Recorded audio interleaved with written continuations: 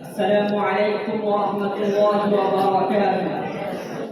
نحمدك يا من شرح صدورنا لتلخيص البيان في إيضاح المعاني.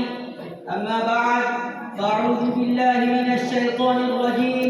بسم الله الرحمن الرحيم. وإنك لعلى خلق عظيم.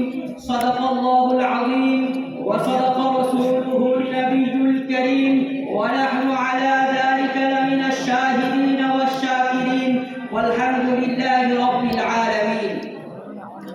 গুণজ্ঞ সভাপতি সাহেব, নিষ্ঠাবান আয়োজক বৃন্দ, জ্ঞান পিপাসু সমবয়স্ক, বয়োজ্যেষ্ঠ, বয়োকনিষ্ঠ, নবীন প্রবীণ ছাত্র ভাইরা, সকলকে জানায় আমার মরমিয়া সালাম আর কলল পিরানের পিরব অভিনন্দন জানিয়ে অমুসলিম মনীষীর যুগে রসুলের মর্যাদা সংক্রান্তে নাতিদের আলোকপাত করার প্রয়াস করছি। বন্ধুগণ, এই স্বল্প সময়ের ব্যবধানে গোনাগাথা কয়েকটি শব্দ শিল্প দ্বারা যথার্থ রশ্মি সমপাত করা বাস্তবিক সীমাহীন সাগরকে সংকীর্ণ ঘটের মধ্যে আনার মতো শুধু হাস্যাস্পদই নয়, বরং কল্পনার বিলাসও বটে। তবে হ্যাঁ, যদি সূক্ষ্মদর্শী সমালোচকের বিন্দুতে সিন্ধুর স্বাদ পান করার দৃষ্টি নিয়ে দেখা যায়, তাহলে হাজারো বর্ণ উজ্জ্বল উক্তির মধ্যে হতে দু একটি উক্তি নিয়ে আলোচনা করলে অতি সহজেই পরিস্ফুটিত হবে যে তিনি ছিলেন বিশ্বগুরু, বিশ্বনবী, সর্বকালের ইমান বিচারক মণ্ডলী। প্রিয় নবী সাল্লাল্লাহু আলাইহি ওয়াসাল্লামের যে বিশেষ গুণটি তাকে সমস্ত নবী ও পয়গম্বর প্রতিষ্ঠিত করেছিল, সেটি ছিল তার চিরন্তন আদর্শ, যে আদর্শ সর্বকালের, সর্বযুগের, সর্বমানুষের জন্য ছিল অনুকরণীয়, ছিল অনুকরণীয়। পবিত্র শ্রী গ্রন্থ আল কোরআনের মধ্যে বর্ণিত আছে, লাকাদ কানা লাকুম ফি রাসূলিল্লাহি উসওয়াতুন হাসানা, অর্থাৎ হে নবী, নিঃসন্দেহে আপনার উত্তম চরিত্র এসবের অতি অর্ধেক। ইমান বিচারক মণ্ডলী, মহান রব্বুল আলামিনের ভাষায় ঘোষণা করেছেন, লাকাদ কানা লাকুম ফি রাসূলিল্লাহি উসওয়াতুন হাসানা, অর্থাৎ হে নবী, এক মহান নৈতিক আদর্শ আপনার মধ্যগত। ইমান বিচারক মণ্ডলী, রাসূল আকরাম সাল্লাল্লাহু আলাইহি ওয়াসাল্লামের এই আদর্শ গুণবলিতে মুগ্ধ হয়ে ঊনবিংশ শতাব্দীর বিখ্যাত বৈজ্ঞানিক জর্জ বার্নার্ড স্বতঃস্ফূর্তভাবে বলেছিলেন, I have always held the religion of Muhammad in high estimation because its wonderful vitality. It is the only religion which can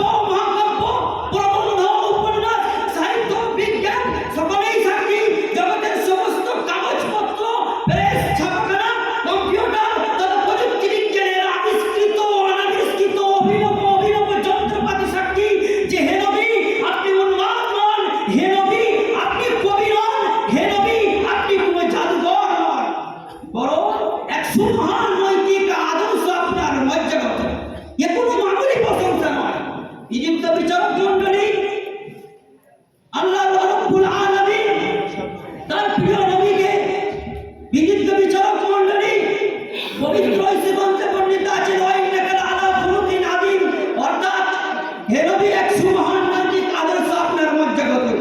এদিকে দৃষ্টি করে প্রত্যেকটি ধর্মগ্রন্থ বিশ্বনবীর প্রশংসা করেছে পৃথক পৃথক নামে। উদাহরণস্বরূপ আল কোরআনে মুহাম্মদ, ইনজিলে আহমদ, দেবের নরসংস, পুরাণের কল্কি অবতার, বৌদ্ধ ধর্মগ্রন্থে ত্রিপিটকের নামে পরিচিত। কোনো মামুলি প্রশংসা নয়। হিন্দু ধর্মশাস্ত্রতে আছে মাধব বর্তিতা দেবতা অক্রান্তে প্রকৃতিতা বিশ্রাম সক্রাকে সদা শাস্ত্রকে সীতা হতারবিন্দ্র মহাশ্রীন্দ্রা অল্লম জষ্টম পরম ষষ্ঠম মোহাম্মদ রাসূলুল্লাহ ইল্লাল্লাহু ইল্লাল্লাহ। অর্থাৎ যে দেবের প্রথম অক্ষর ম, সে অক্ষর গ, গোবংশ ভক্ষণকারী সেই হলেন প্রকৃত শাস্ত্র গুরু। আল্লাহ মহান, আল্লাহ শ্রেষ্ঠ, মোহাম্মদ হলেন রসুল, আল্লাহ ছাড়া কোনো উপাস্য নেই। বিচিত্র বিচারক মণ্ডলী, সময়ের দিকে লক্ষ্য করে আরবের সেই প্রখ্যাত কবি, এই বিখ্যাত কবিতার দ্বারা আমি আমার বক্তব্যকে ইতি করতে চলেছি। ওয়াহসানা মিন কালাম তারাকাত আইনি ওয়াজমালা মিন কালাম তালিদিন নিসা খুলিকতা মুবাররাআন মিন কুল্লি আইবিন কান্নাকা কদ খুলিকতা কামা তাশা। ওয়া আখির দাওয়ানা আলহামদুলিল্লাহ।